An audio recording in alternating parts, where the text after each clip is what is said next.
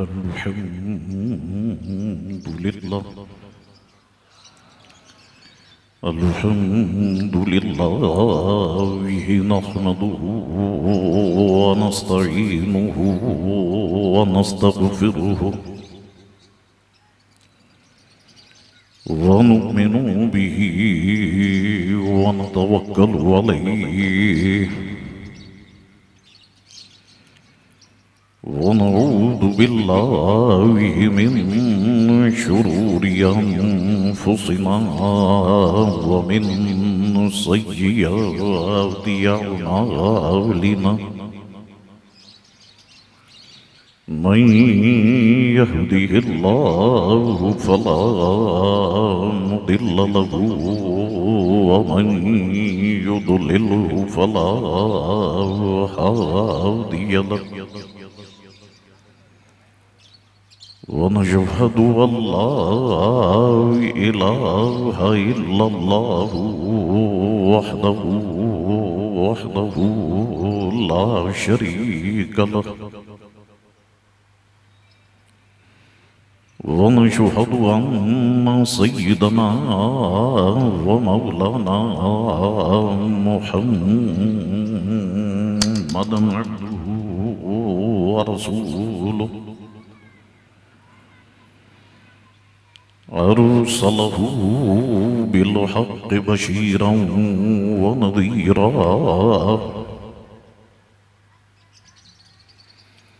أما بعد فأعوذ بالله من الشيطان الرجيم بسم الله الرحمن الرحيم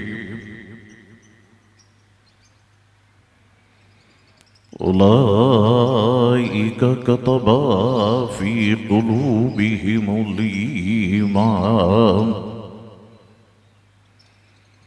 صدق الله مولانا العظيم وصدق رسوله النبي الكريم الأمين إن الله وملائكته يصلون على النبي يا أيها الذين آمنوا صلوا عليه وسلموا تسليما اللهم صل على سيدنا ونبينا ومولانا محمد معدن الوجود والكرم وآله وبارك وسلم صلاة وسلاما عليك سيدي يا رسول الله. میرے ساتھ مل کے پڑھے، بآواز بلند پڑھیے گا. الصلاة والسلام عليك يا رسول الله وعلى آلك وصحابك يا حبيب الله.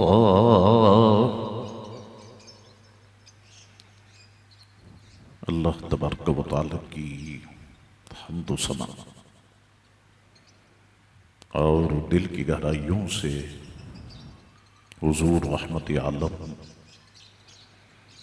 نور مجسم صلی اللہ تعالی علیہ وآلہ وسلم کی ذاتی اثر پر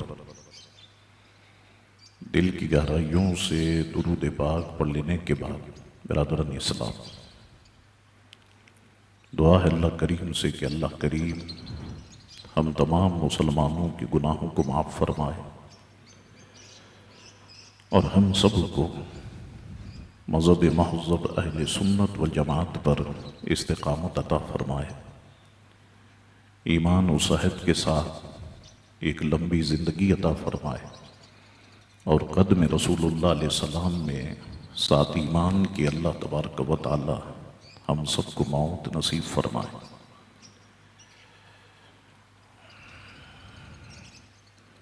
بڑے عرصے کے بعد بلکہ طویل عرصے کے بعد آج میں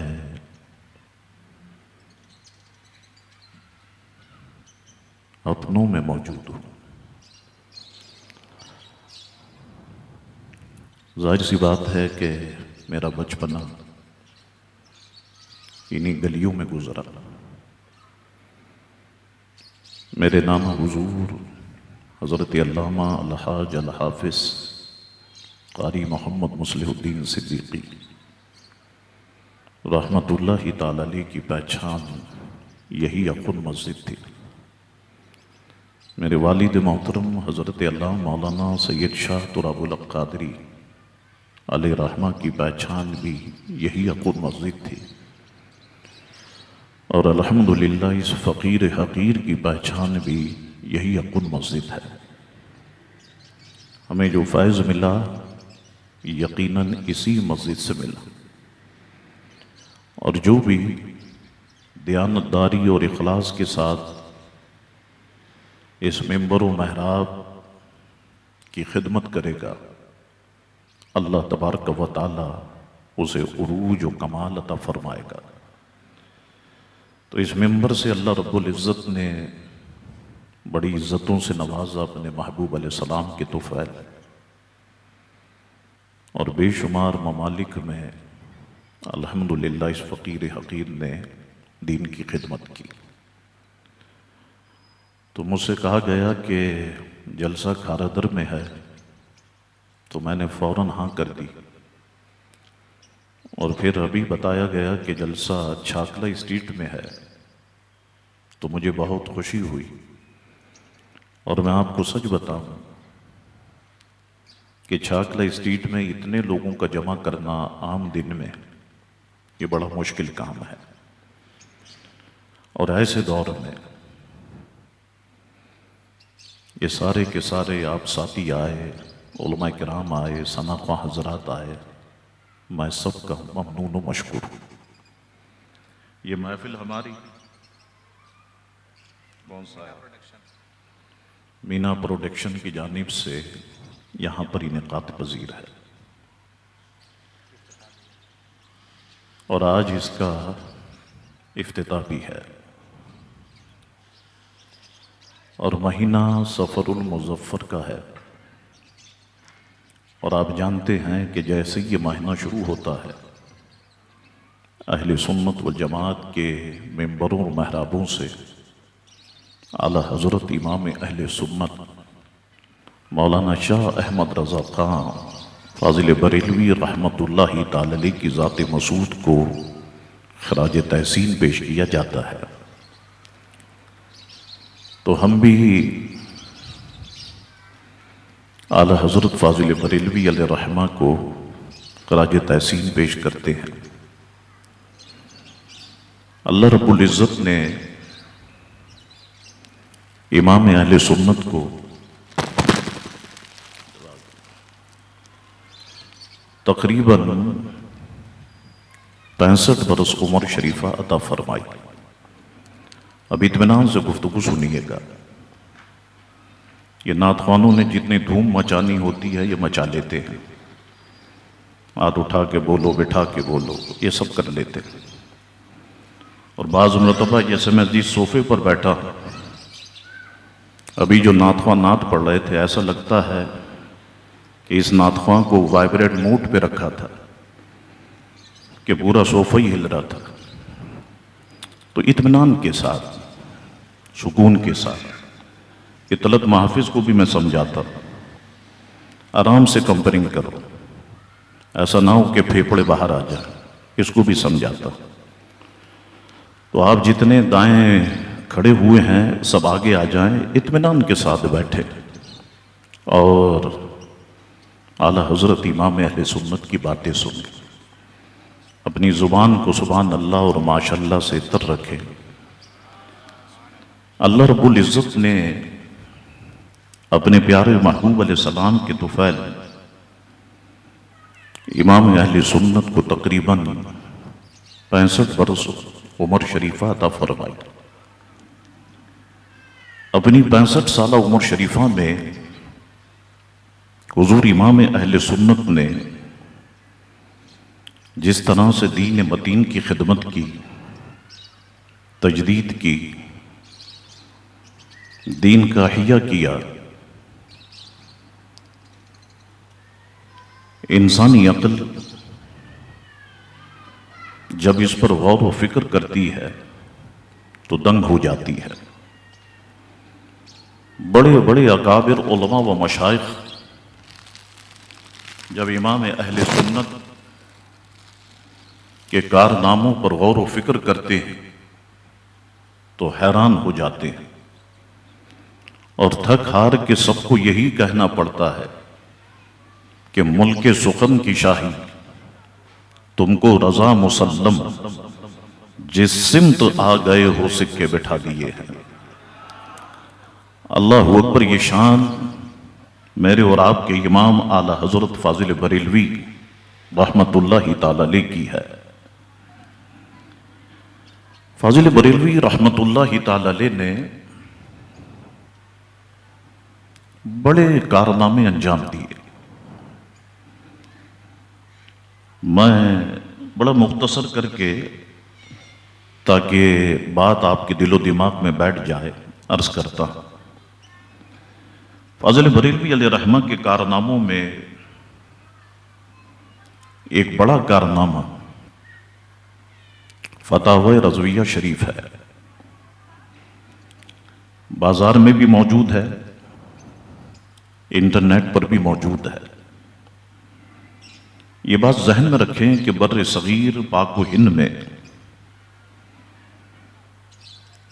فتاوی جات کی 2 کتابیں بڑی مستند ترین ہیں۔ ان میں ایک فتاوی عالمگیری ہے اور دوسری فتاوی رضویہ شریف ہے۔ فتاوی عالمگیری وہ مستند ترین کتاب ہے جسے حضرت اورنگزیب عالمگیر رحمت اللہ تعالی علیہ نے 500 علماء کرام، وہ بادشاہ تھے اورنگزیب عالمگیر رحمت اللہ علیہ، 500 علماء کرام کو جمع کیا اور 500 علماء کرام سے کہا کہ آپ نے دین کا یہ کام کرنا ہے، کیونکہ مسلمانوں کو کئی مسائل کا سامنا ہے اور آئندہ ہو سکتا ہے، تو ان تمام مسائل کو آسان کر کے ہم کتابی شکل میں لے کے آئیں اور اپنی قوم کے سامنے رکھیں، تاکہ کوئی بھی مسئلہ پیش آئے تو قوم اس سے استفادہ حاصل کر سکے۔ اللہ اکبر۔ اب 500 علماء کرام کی زیر نگرانی فتاوی عالمگیری کا کام شروع ہوا، اور مکمل سپورٹ حکومت کی تھی۔ اورنگزیب عالمگیر رحمت اللہ تعالی علیہ کی مکمل علماء کرام کو سرپرستی حاصل تھی۔ تو اگر ہمارے ملک پر حکومت کرنے والے حکمران کچھ سیکھنا چاہیں تو پہلے کے مسلم حکمرانوں نے وہ کارنامے کیے کہ اگر ان کے کارناموں پر غور و فکر کیا جائے تو ہمارے حکمران بھی دین اسلام کی خدمت کر سکتے ہیں۔ اب دیکھیں آپ، 500 علماء کرام نے فتاوی عالمگیری کی صورت میں ہمارے سامنے گویا کہ مکمل دین پیش کر دیا، آسان کر کے، سارے مسئلے مسائل آسان کر کے ہمارے سامنے رکھ دیے۔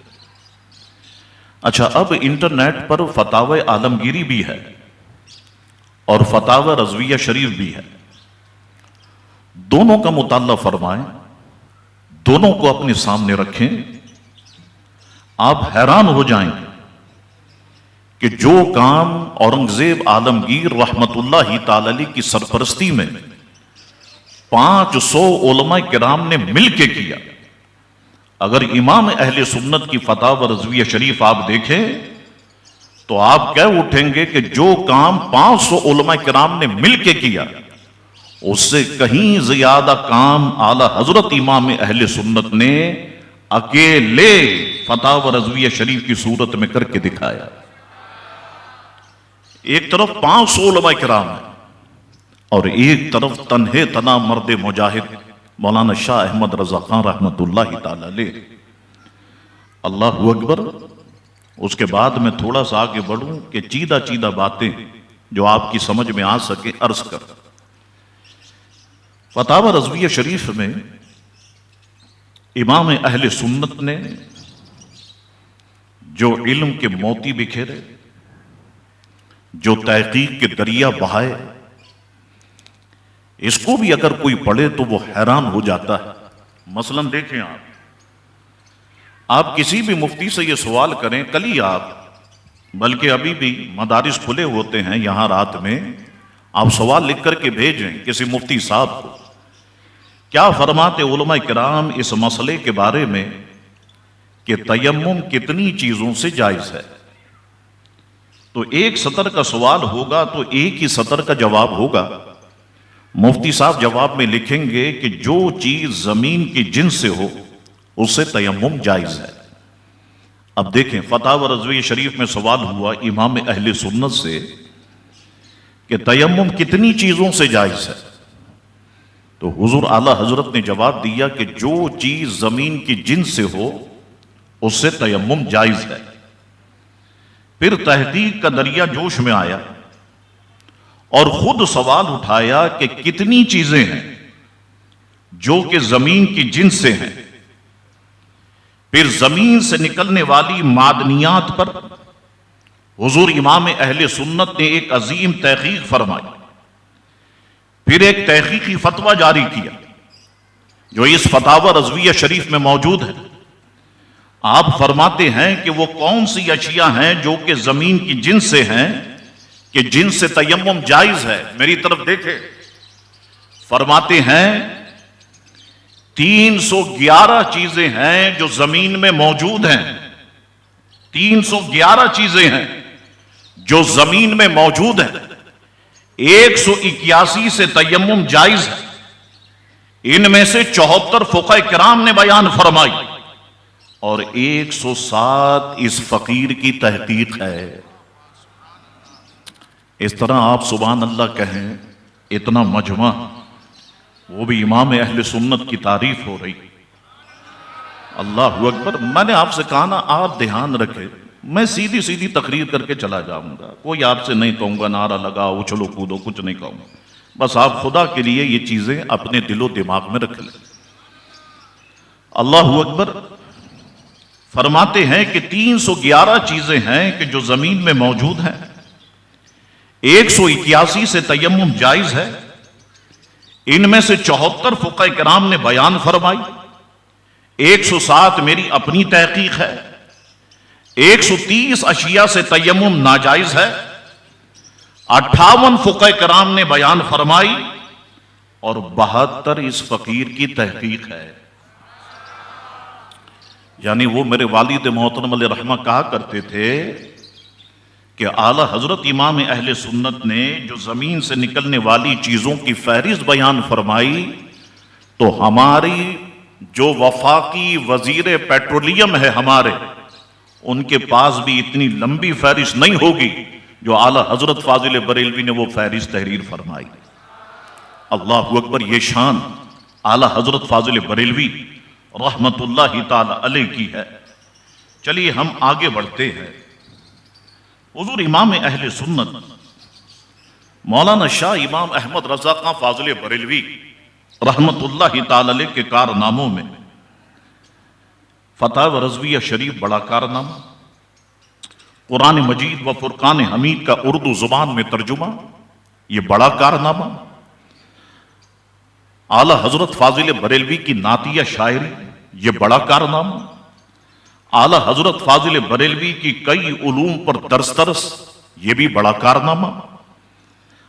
اگر کوئی مجھ سے پوچھے کہ شاہ صاحب آپ بتائیں کہ امام اہل سنت کے کارناموں میں آپ کے نزدیک سب سے بڑا کارنامہ کون سا، تو میں کہوں گا کہ میرے نزدیک سب سے بڑا کارنامہ یہ ہے کہ امام اہل سنت نے ہمارے قلوب میں عشق مصطفیٰ صلی اللہ علیہ وسلم کی شمع کو فروزہ فرما دیا۔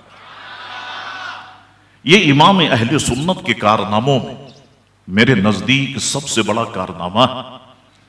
وہ خود بھی عاشق رسول تھے، اور جو ان کے دامن کرم سے وابستہ ہوتا گیا الحمدللہ وہ بھی عاشق رسول بنتا گیا۔ اللہ اکبر۔ حضور علیہ السلام کا عشق امام اہل سنت کے سینے میں اس قدر تھا کہ امام اہل سنت فرمایا کرتے تھے کہ اگر احمد رضا کے سینے کو چیرا جائے اور اس کا دل نکالا جائے اور دل کے 2 ٹکڑے کیے جائیں، تم دیکھنا کہ ایک پہ لکھا ہوگا لا الہ الا اللہ، تو دوسرے پہ لکھا ہوگا محمد الرسول اللہ صلی اللہ علیہ وسلم۔ اچھا یہ بھی میں آپ کو بتاؤں، امام اہل سنت کو جب کبھی حضور کی یاد ستاتی، مدینہ منورہ کی یاد آتی، تو بے ساختہ محبت و الفت کے جذبات اشعار کے سانچے میں ڈل کر آپ کی مبارک زبان پر آ جاتے۔ شعر گوئی آپ کا مشغلہ نہیں تھا، اور نہ ہی نعت کہنے میں آپ کوئی تیاری کرتے، بلکہ برجستہ فی البدی حضور امام اہل سنت نعت کہا کرتے تھے۔ اچھا یہ بھی ذہن میں رکھے کہ فاضل بریلوی رحمہ نے جو اشعار کہے، اللہ تبارک و تعالی کی شان میں اشعار کہے، حضور علیہ الصلوۃ والسلام کی شان میں اشعار کہے، اللہ کے ولیوں کی شان میں اشعار کہے۔ امام اہل سنت نے کبھی آرام سے جگہ دے دیں، جگہ آرام سے جگہ دے دیں، چلا جائے گا، آرام سے جگہ دے دیں۔ کہاں تو ہم کہتے ہم شیر کا مقابلہ کریں گے، ادھر ہماری حالت بلی سے، اللہ غصہ رحم ہی فرمائے، کیا بولوں میں آپ سے۔ اللہ اکبر۔ واپس آئیے آپ۔ تو حضور امام اہل سنت دنیا داروں کی شان میں کبھی اشعار نہیں کہے، وڈیروں جاگیرداروں کی شان میں کبھی اشعار امام اہل سنت نے نہیں کہے۔ اچھا ایک بار ایسا ہوا کہ ایک ریاست تھی ہندوستان کی، ریاست نان پارا، ذرا میری طرف دیکھیں تو نان پارا کے جو نواب تھے ان کی مدح میں شعراء نے اشعار کہے، قصیدے لکھے۔ تو بعض حضرات نے اعلی حضرت امام اہل سنت سے عرض کی کہ حضور ریاست نان پارا کے وہ نواب ہیں، ان کی شان میں بڑے بڑے شعراء نے اشعار کہے، قصیدے لکھے، تو آپ بھی ایسا کریں کہ 1-2 قصیدے ان کی شان میں لکھیں۔ تو حضور امام اہل سنت نے جواب میں فرمایا، مجھے کسی نواب، سیٹ یا جاگیردار کی خوشامد کرنا نہیں آتا، کیونکہ احمد رضا حضور کے ٹکڑوں پر پلتا ہے، اور میں تو ہر وقت یہی کہتا کہ تیرے قدموں میں جو ہے غیر کا منہ کیا دیکھیں، کون نظروں پہ چڑھے دیکھ کے تلوا تیرا، تیرے ٹکڑوں سے پلیں غیر کی ٹھوکر پہ نہ ڈال، جھڑکیاں کھائیں کہاں چھوڑ کے صدقہ تیرا۔ تو دیکھو قاعدہ یہ ہے جس کا کھانا اسی کا گانا، تو ہم پیارے آقا کا کھاتے ہیں، اسی لیے ہم پیارے آقا کے گیت گاتے ہیں۔ ہاں میں ایک نعت لکھ دیتا ہوں، ذرا دھیان دیجیے، میں ایک نعت لکھ دیتا ہوں، یہ نعت تم ریاست نان پارا کے نواب کو دے دینا۔ اب ریاست کون سی تھی؟ نان پارا، یہ ذہن میں رکھے۔ اللہ اکبر، قلم اٹھایا، صفحہ اٹھایا، اور فی البدی حضور امام اہل سنت نعت نکلے رکھ۔ اب وہ نعت کیا ہے ذرا سنیے آپ، اور اپنی زبان کو سبحان اللہ سے تر رکھیں۔ امام اہل سنت لکھتے ہیں وہ کمال حسن حضور ہے کہ گمان نقص جہاں نہیں، وہ کمال حسن حضور ہے کہ گمان نقص جہاں نہیں، یہی پھول خار سے دور ہے، یہی شمع ہے کہ دہاں نہیں، وہی نور حق وہی ذل رب، ہے انہی سے سب، ہے انہی کا سب، نہیں ان کی ملک میں آسماں کہ زمین نہیں کہ زمانہ نہیں، کروں تیرے نام پہ جاں فدا، کروں تیرے نام پہ جاں فدا، نہ بس ایک جاں دو جہاں فدا، دو جہاں سے بھی نہیں جی بھرا، کروں کیا کروڑوں جہاں نہیں۔ اب وہ ریاست نانپارہ کے نواب تھے نا، اب دیکھیے امام اہل سنت نے کمال کر دی، کیا کہتے ہیں؟ کروں مدح اہل دول رضا، پڑے اس بلا میں میری بلا، میں گدا ہوں اپنے کریم کا، میرا دین پارہ نہ نہیں، میرا دین ایسا نہیں ہے کہ جو روٹی کے ٹکڑے پر بک جائے، تو نان پارہ کو پارہ نہ کر دیا، کروں مدح اہل دول رضا، پڑے اس بلا میں میری بلا، میں گدا ہوں اپنے کریم کا، میرا دین پارہ نہ نہیں۔ اللہ اکبر، یہ شان حضور اعلی حضرت امام اہل سنت کی ہے۔ اللہ اکبر، حضور امام اہل سنت بظاہر آپ دیکھیں ایک شعر کہتے ہیں، ہمیں وہ شعر بڑا مختصر لگتا ہے، لیکن میں آپ کو بتاؤں امام اہل سنت کے اس شعر کو اپنے سامنے رکھیں اور اس پر غور و فکر کریں تو آپ کو پتا چلے گا کہ امام اہل سنت اپنے ایک ایک شعر میں قرآن مجید فرقان حمید کی کئی آیات بینات کی طرف اشارہ فرماتے ہیں۔ بظاہر تو ہمیں مختصر شعر لگتا لیکن کئی احادیث مقدسہ کی طرف اشارہ فرماتے ہیں۔ امام اہل سنت کئی حالات و واقعات کی طرف اشارہ فرماتے ہیں۔ دیکھیے ہم لوگ بچپن سے سنتے ہوئے آئے، میں آپ سب مصطفیٰ جان رحمت پہ لاکھوں سلام، شمع بزم ہدایت پہ لاکھوں سلام، ہم لوگ بچپن سے سنتے ہوئے آئے یا نہیں آئے، لیکن ہمارے لوگوں نے اسے سمجھانے کی کوشش نہیں۔ ممبر و محراب پر موجود لوگوں کی ذمہ داری تھی کہ وہ اعلی حضرت امام اہل سنت کی نعتیہ شاعری کو سمجھاتے ہیں، اور ظاہر سی بات ہے جو بات بچپن میں دماغ میں بیٹھنا شروع ہوتی ہے اور جب بیٹھ جاتی ہے تو مرتے دم تک نہیں نکلتی، تو شاعری کو آسان نہیں کیا، بس شعر پڑھا اور دعا کی اور اس طرح سے جمعہ ختم۔ اللہ اکبر، آئیے میں ایک دو شعر پر گفتگو کرتا ہوں، لیکن آپ کا ساتھ ضروری ہے، آپ کا ساتھ ضروری ہے۔ آپ سبحان اللہ کہیں گے، یہ سبحان اللہ ماشاءاللہ میرے لیے پیٹرول کی حیثیت رکھتا ہے۔ آپ کہیں گے گفتگو میری جاری رہے گی، آپ کو لطف بھی محسوس ہوگا۔ ظاہر سی بات ہے جب سننے والوں کے اندر ذوق ہو تو پھر سنانے والا دل سے سناتا ہے۔ اللہ اکبر، کیا کہتے ہیں اپنے ایک شعر میں امام اہل سنت کہتے ہیں، آپ سب نے سنا ہوگا، کہتے ہیں پتلی پتلی گلے قدس کی پتیاں، پتلی پتلی گلے قدس کی پتیاں، ان لبوں کی نزاکت پہ لاکھوں سلام۔ اب ذرا اس کو سمجھتے ہیں ہم، پتلی پتلی یعنی مہین سی۔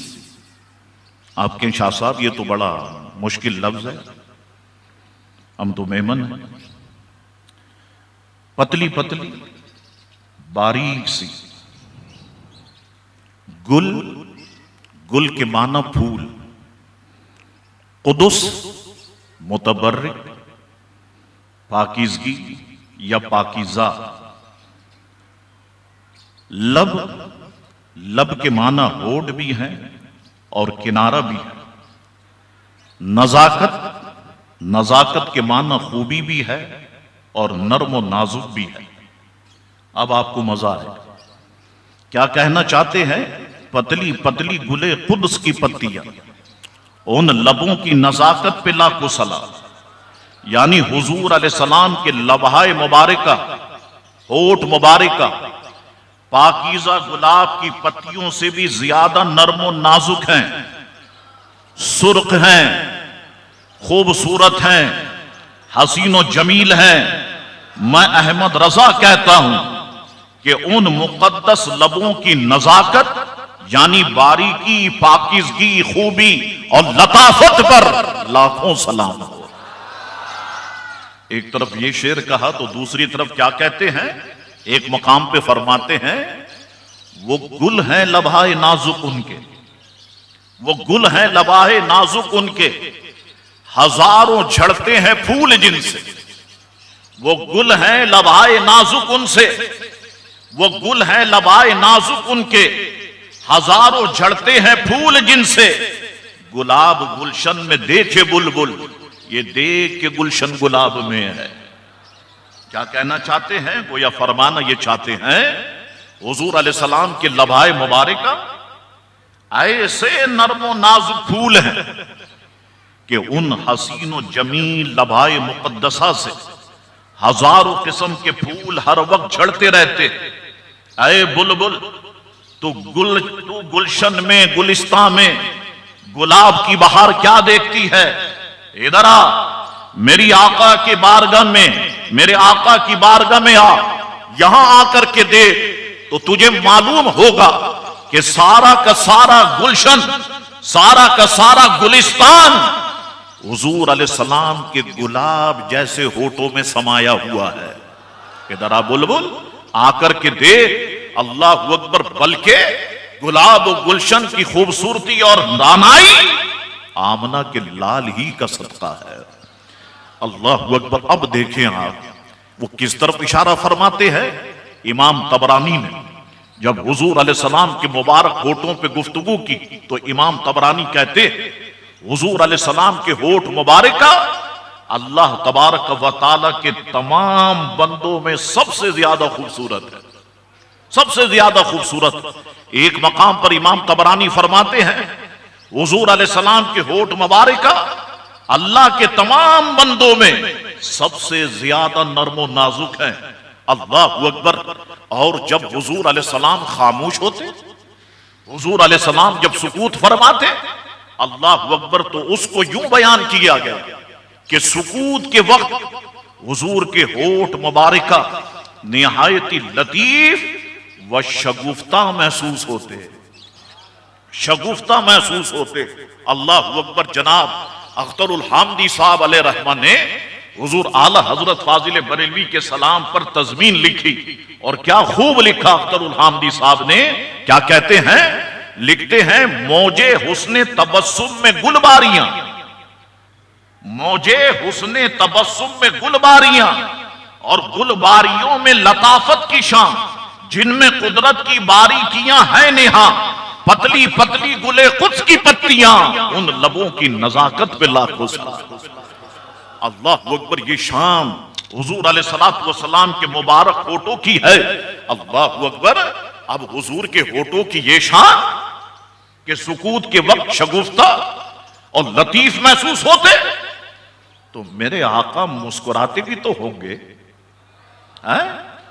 مبارک لب پر تبسم بھی تو آتا ہوگا۔ اب اس کیفیت کو امام اہل سنت آگے بیان کرتے ہیں۔ کیا کہتے ہیں؟ فرماتے ہیں جس کی تسکین سے روتے ہوئے ہنس پڑے، جس کی تسکین سے روتے ہوئے ہنس پڑے، اس تبسم کی عادت پہ لاکھوں سلام۔ کیا مطلب؟ کہتے ہیں کوئی شخص، تسکین کا مطلب ہے تسلی اور تبسم کا مطلب ہے مسکراہٹ، یہ دو ہی مشکل الفاظ ہیں۔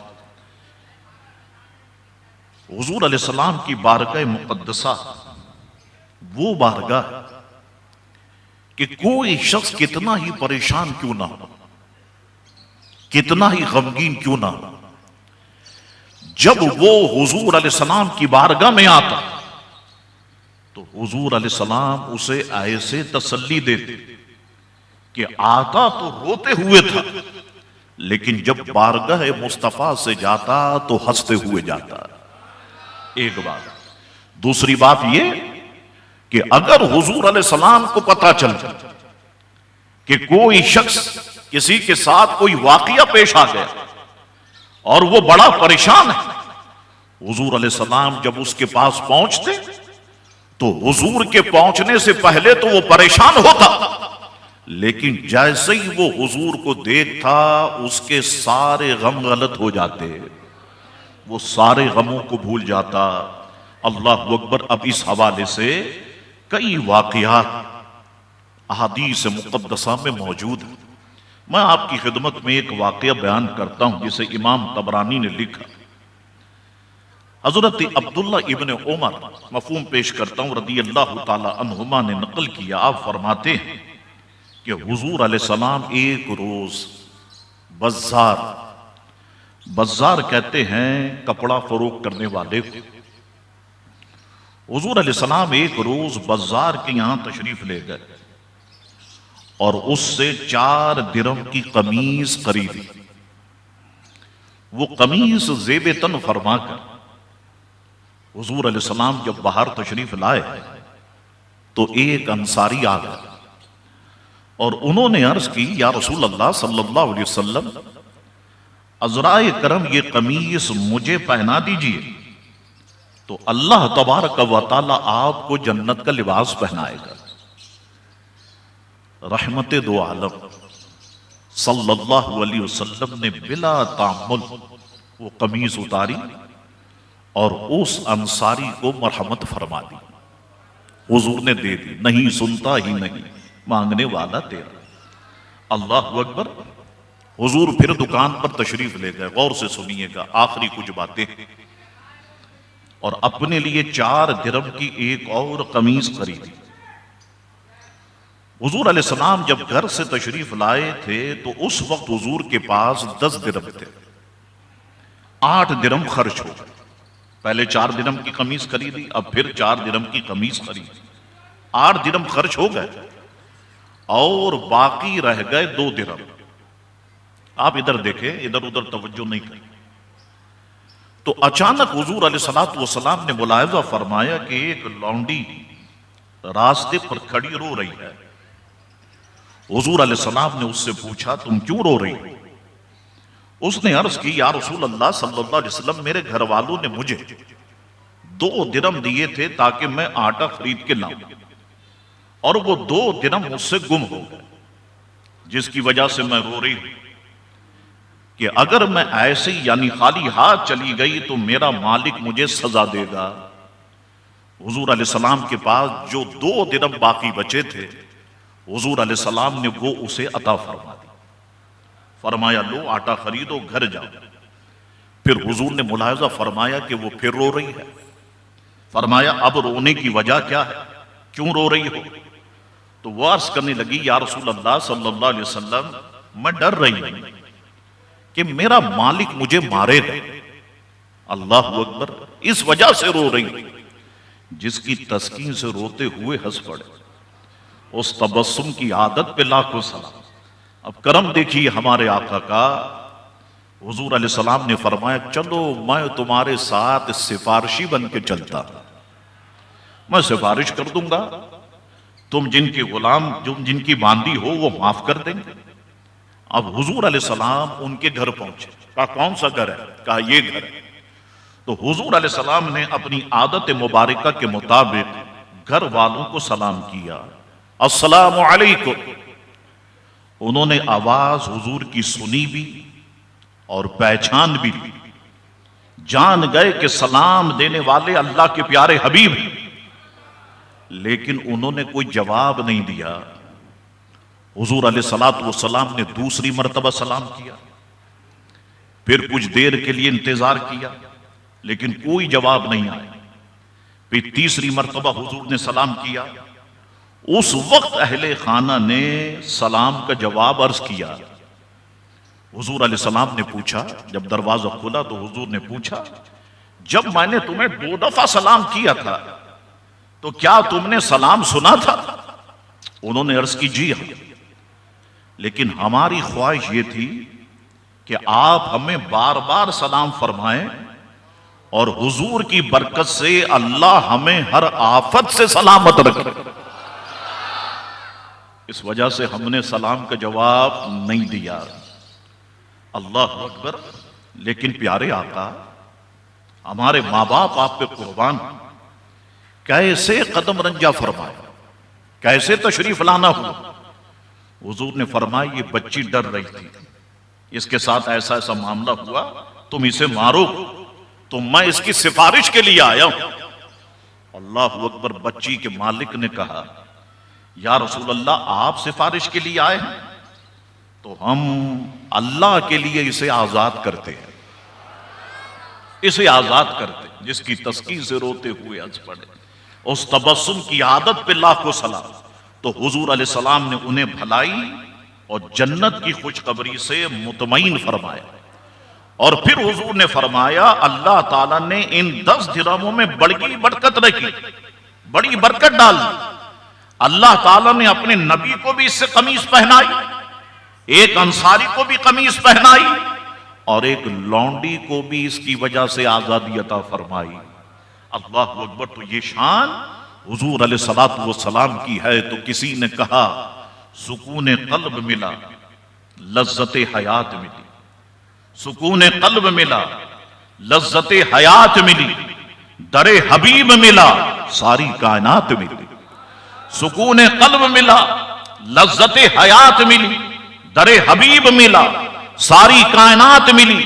خوش نصیب ہے زمانے میں وہ سائل جس کو سرور دین کے دربار سے خیرات ملی۔ خوش نصیب ہے۔ اللہ اکبر۔ یہ شان حضور علیہ الصلوۃ والسلام کی ہے۔ تو حضور علیہ الصلوۃ والسلام، کوئی شخص کتنا ہی پریشان کیوں نہ، حضور علیہ السلام کے پاس آ جاتا، اس کی پریشانی دور ہو جاتی۔ اچھا یہ تو ساری باتیں ہیں انسانوں کی۔ اب حضرت زید ابن ارقم فرماتے ہیں، بس آخری بات اور گفتگو ختم کرتا۔ حضرت زید ابن ارقم فرماتے میں حضور علیہ السلام کے ساتھ تھا۔ مفہوم ایسا، ہم جنگل سے گزر رہے تھے تو ایک طرف سے آواز آئی یا رسول اللہ، یا رسول اللہ۔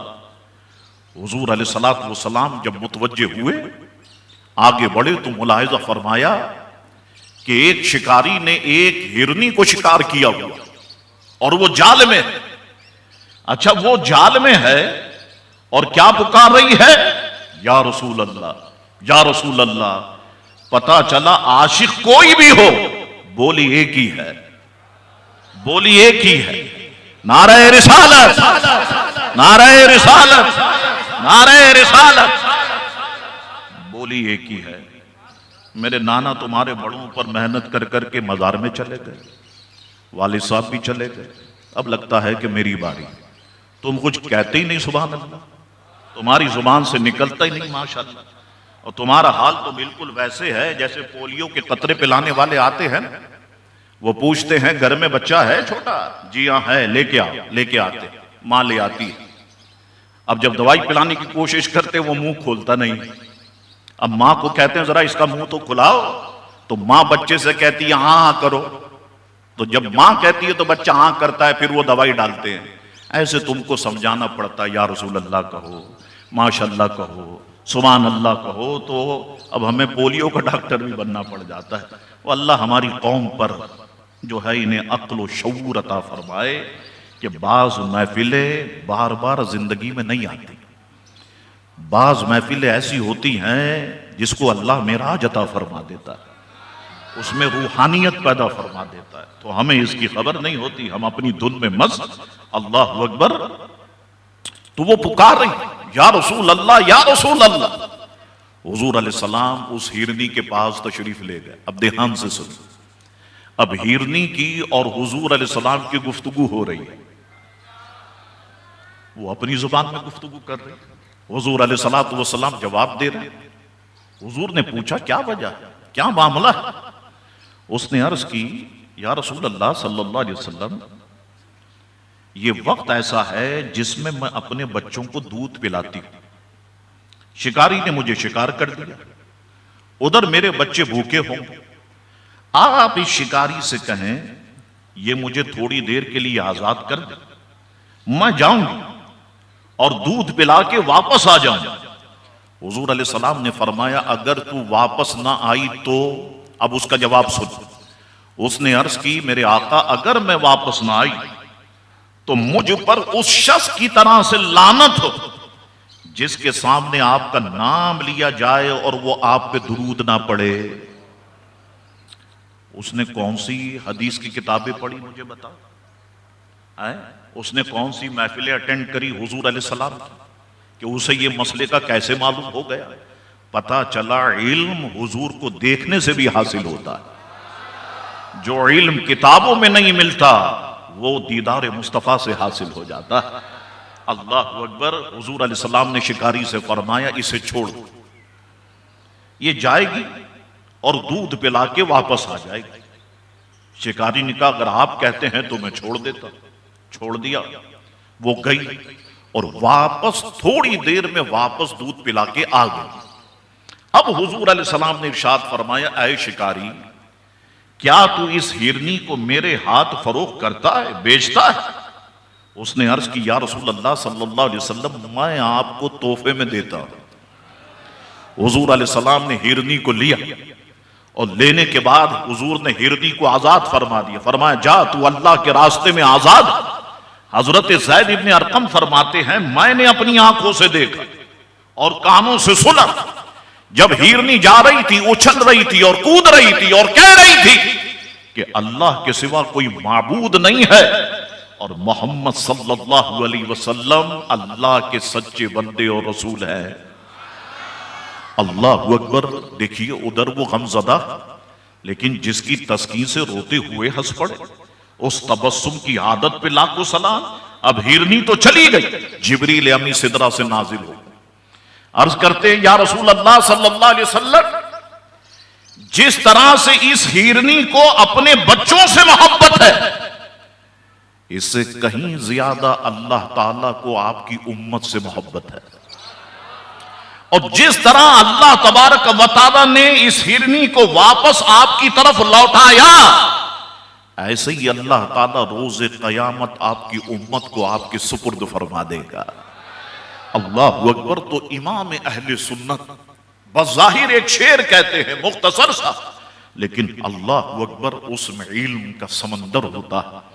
وہ کئی آیات بینات کی طرف اشارہ کرتے ہیں، کئی احادیث مقدسہ کی طرف اشارہ کرتے ہیں. تو یاد رکھو لوگوں کہ اعلی حضرت امام اہل سنت کے کارناموں میں سب سے بڑا کارنامہ یہ ہے انہوں نے ہمیں عاشق رسول بنایا، انہوں نے ہمیں عاشق غوث پاک بنایا، انہوں نے ہمیں عاشق غریب نواز بنایا، انہوں نے ہی ہمیں عاشق داتا علی ہجویری بنایا، انہوں نے ہی ہمیں عاشق بابا فرید بنایا. تو اعلی حضرت امام اہل سنت سے جتنے لوگ جڑتے چلے گئے وہ سارے کے سارے عاشق بنتے چلے گئے. اللہ اکبر. اب آ گیا دور 54-58 کا، اپنے بلوں سے نکل رہے. اعلی حضرت نے تو یہاں غلطی کر دی، اعلی حضرت نے تو یہاں تحریف کر دی، اعلی حضرت نے تو یہ کر دیا، اعلی حضرت نے تو یہ کر دیا. یعنی کہنا یہ چاہتے ہیں کہ لوگ اب ہمیں اعلی حضرت کہیں. سنو شاہ عبدالحق کہتا ہے تم اعلی حرکت تو بن سکتے ہو، اعلی حضرت نہیں بن سکتے. ذہن میں رکھنا اعلی حرکت بن سکتے ہو، کوئی پتہ نہیں کس کی حرکت، اعلی حرکت بن سکتے ہو، اعلی حضرت نہیں بن سکتے. اور یاد رکھو یہ پورے پاکستان کے یا رسول اللہ کہنے والے اعلی حضرت سے محبت کرنے والے، کھارا در اور میٹھا در والے الحمدللہ یہ اعلی حضرت کے چاہنے والے، یہ غوث پاک کے چاہنے والے، یہ غریب نواز کے چاہنے والے، الحمدللہ یہ پورا علاقہ یا رسول اللہ کہنے والوں کا علاقہ ہے. تو اب یا رسول اللہ کہنے والوں خدا کے لیے یہ دور بڑا پرفتن دور ہے. کئی ایسے لوگ جو علماء کے لباس میں حقیقت میں بھیڑی ہیں، علماء کا لباس زیب تن کر کے آئیں اور تمہیں مسلک اعلی حضرت سے گمراہ کرنے کی کوشش کرے، مسلک اعلی حضرت سے ہٹانے کی کوشش کرے، مسلک اعلی حضرت کے خلاف ایسی ایسی باتیں کریں جو تمہارے بزرگوں نے کبھی نہیں سنی. اللہ اکبر. تو ان سے تم بلا جھجک کہہ دینا کہ ہمارے ماں باپ اعلی حضرت پہ فخر کرتے تھے، اور الحمدللہ ہم بھی اسی اعلی حضرت کے چاہنے والے اور ماننے والے ہیں. ہم ادھر ادھر نہیں جائیں گے. جس راستے پہ اعلی حضرت نے چلایا انشاءاللہ تعالی ہم اسی راستے پر چلیں گے. تو اللہ تبارک و تعالی حضور اعلی حضرت علیہ رحمہ کے مرقد مبارکہ پر جو رحمتوں کی برسات ہو رہی اللہ تعالیٰ اس کا صدقہ ہمیں عطا فرمائے. اچھا، اب میرے یہاں پر کئی ساتھی تھے جو آہستہ آہستہ اس دنیا سے رخصت ہوئے. میرے مسجد کے ساتھی تھے فاروق میمن، ادھر ہی رہائش ان کا انتقال ہوا. اللہ تعالیٰ فاروق کی مغفرت فرمائے، اس کے درجات کو بلندی عطا فرمائے، صغیرہ کبیرہ گناہوں کو معاف فرمائے. ایک ہمارے ساتھی تھے سلیم، جنہیں گولی کہتے تھے، ہر جگہ پر وہ دکھائی دیتے تھے اسکاؤٹ وغیرہ میں. وہ دنیا سے رخصت ہوئے. اللہ تبارک و تعالیٰ ان کی مغفرت فرمائے، ان کے درجات کو بلندی عطا فرمائے. اسی آگے بلڈنگ میں اقبال لکی صاحب یہاں پر رہتے تھے، ان کا انتقال ہوا. اللہ تعالیٰ ان کی مغفرت فرمائے، ان کے درجات کو بلندی عطا فرمائے. تو جتنے ساتھی ہمارے یہاں سے رخصت ہوئے اللہ تبارک و تعالیٰ ان سب کی مغفرت فرمائے، سب کے درجات کو بلندی عطا فرمائے. اور اللہ تبارک و تعالیٰ ہمیں دین متین پر استقامت عطا فرمائے اور اس دین کی ہمیں اللہ تعالیٰ خدمت کرنے کی توفیق عطا فرمائے. بہت بہت میں شکریہ ادا کرتا ہوں کہ آپ نے اطمینان و سکون کے ساتھ میرے ان ٹوٹے پھوٹے معروضات کو سماعت فرمایا. انسان ہوں، ہو سکتا ہے بولنا کچھ چاہتا ہوں، زبان سے کچھ نکل گیا، تو میں اللہ سے معافی مانگنے میں نہیں شرماتا. میں ہر تقریر کے اینڈ پر یہ ضرور کہتا ہوں کہ میں تجدید ایمان کے طور پہ پڑھتا ہوں لا الہ الا اللہ محمد الرسول اللہ صلی اللہ علیہ وسلم. اللہ تبارک و تعالی صحت و ایمان کے ساتھ لمبی زندگی عطا فرمائے اور ایمان پر اللہ تعالی مدینہ شریف میں ہمیں موت نصیب فرمائے. بہت بہت شکریہ. وآخر دعوانا ان الحمد للہ رب العالمین.